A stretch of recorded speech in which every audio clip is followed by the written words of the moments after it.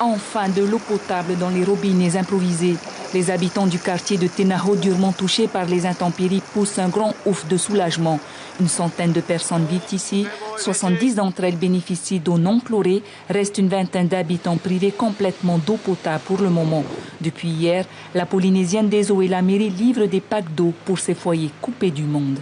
Aujourd'hui, on continue et donc pour les foyers qui n'ont plus accès à l'eau potable, on a fait ce branchement pour qu'ils puissent venir se servir ici et au moins, voilà. Et cette eau-là ne sera pas facturée.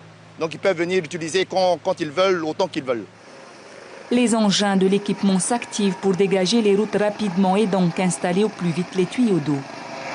Ça va prendre quand même cette semaine, ça va être très compliqué en termes de travaux, d'accessibilité de travaux.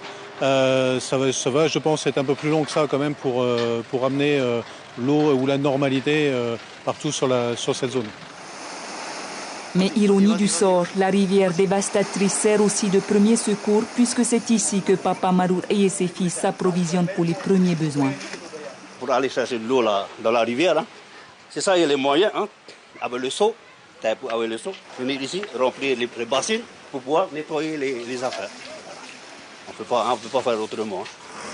Système D oblige, retour à l'ancien temps. Et l'on retrouve les mêmes scènes et les mêmes gestes du côté de Paeyapopehue. C'est dans un ruisseau en bord de route que David et sa petite famille lavent la vaisselle. Nettoyage de vaisselle, bientôt de linge. On va bientôt faire le linge avec l'eau qu'il y a là.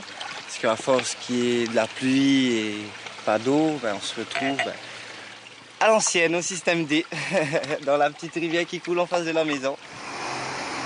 Ici aussi, le balai incessant des camions et des dragues, tous s'activent pour libérer l'accès de cette zone où vivent plus de 150 habitants.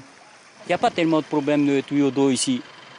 Il y a juste un petit tuyau qui fait 6 mètres, c'est tout.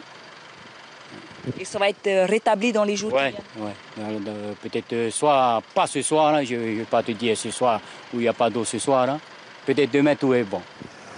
Des points et des distributions d'eau sont donc mises en place, mais Pire et Paea ne sont pas les seuls puisque d'autres communes sont privées d'eau, comme Mahina, Papeete et Moorea.